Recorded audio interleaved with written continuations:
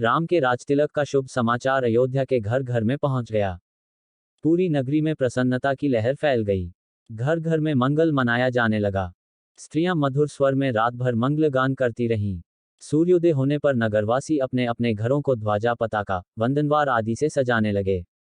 हाट बाजारों को भांति भांति के सुगंधित एवं रंग बिरंगे पुष्पों से सजाया गया। गवैये, नट, नर्तक आदि अपने आश्चर्यजनक करतब दिखाकर नगरवासियों का मनोरंजन करने लगे। स्थान स्थान में कदली स्तंभों के द्वार बनाए गए। ऐसा प्रतीत होने लगा कि अयोध्या नगरी नववधू के समान श्रृंगार कर राम के रूप में वर के आगमन की प्रतीक्षा कर रही है। किंतु राम के राजतिलक का समाचार सुनकर एवं नगर की इस अद्भुत श्रृंगार को देखकर रानी कैकेयी की प्रिय दासी मंथरा के हृदय को असहनीय आघात लगा। वह सोचने लगी कि यदि कौशल्या का पुत्र राजा बन जाएगा तो कौशल्या को राजमाता का पद प्राप्त हो जाएगा और कौशल्या की स्थिति अन्य रानियों की स्थिति से श्रेष्ठ हो जाएगी।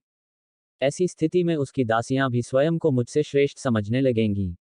वर्तमान में कैकेयी राजा की सर्वाधिक प्रिय रानी है और इसी कारण से महारानी कैकेयी का ही राजमहल पर शासन चलता है। कैकेयी की दासी होने का श्रेय प्राप्त होने के कारण राजप्रासाद की अन्य दासियां मेरा सम्मान करती हैं।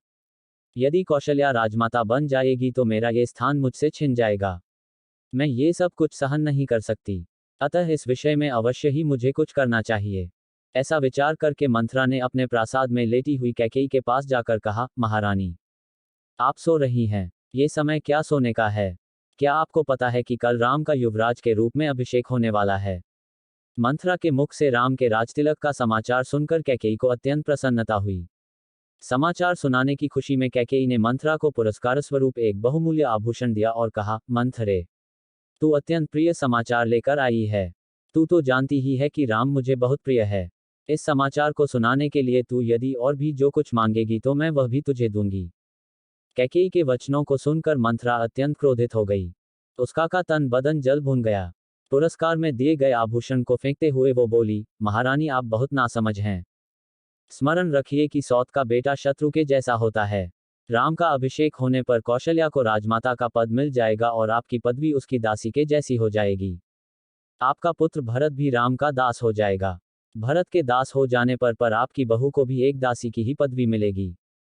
ये सुनकर कैकेयी ने कहा, मंथरा, राम महाराज के ज्येष्ठ पुत्र हैं और प्रजा में अत्यंत लोकप्रिय हैं। अपने सद्गुणों के कारण वे सभी भाइयों से श्रेष्ठ भी हैं। राम और भरत भी एक दूसरे को भिन्न नहीं मानते क्योंकि उनके बीच अत्यधिक प्रेम है। राम अपने सभी भाइयों को अपने ही समान समझते हैं, इसलिए राम को राज्य मिलना भरत को राज्य मिलने के जैसा ही है। ये सब सुनकर मंथरा और भी दुखी हो गई। वह बोली, किंतु महारानी, आप यह नहीं समझ रही हैं कि राम के बाद राम के पुत्र को ही अयोध्या का राज सिंहासन प्राप्त होगा तथा भरत को राज परंपरा से अलग होना पड़ जाएगा। ये भी हो सकता है कि राज्य मिल जाने पर राम भरत को राज्य से निर्वासित कर दें या यमलोक ही भेज दें। अपने पुत्र के अनिष्ट की आशंका की बात सुनकर कैकेयी का हृदय विचलित हो उठा। उसने मंथरा से पूछा, ऐसी स्थिति में मुझे क्या करना चाहिए?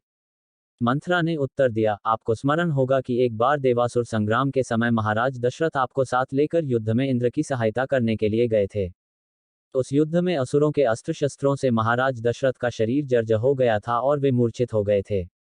उस समय सारथी बनकर आपने उनकी रक्षा की थी। आपकी उस सेवा के बदले में उन्होंने आपको दो वरदान प्रदान किया था जिसे कि आपने आज तक नहीं मांगा है। अब आप एक वर्ष से भरत का राज्याभिषेक और दूसरे वर्ष से राम के लिए 14 वर्ष तक का वनवास मांगकर अपना मनोरथ सिद्ध कर लीजिए। शीघ्रातिशीघ्र आप मलिन वस्त्र धारण कर कोप भवन में चले जाइए। महाराज आपको बहुत अधिक चाहते हैं, इसलिए वे अवश्य ही आपको मनाने का प्रयत्न करेंगे और आपके द्वारा मांगने पर उन दोनों वरों को देने के लिए तैयार हो जाएंगे। किंतु स्मरण रखें कि वर मांगने के पूर्व उनसे वचन अवश्य ले लें जिससे कि वे उन वरदानों को देने के लिए बाध्य हो जाएं। मंथरा के कथन के अनुसार कैकेयी कोप भवन में जाकर लेट गई। रामायण के सभी भाग सुनने के लिए हमारे चैनल को सब्सक्राइब करें।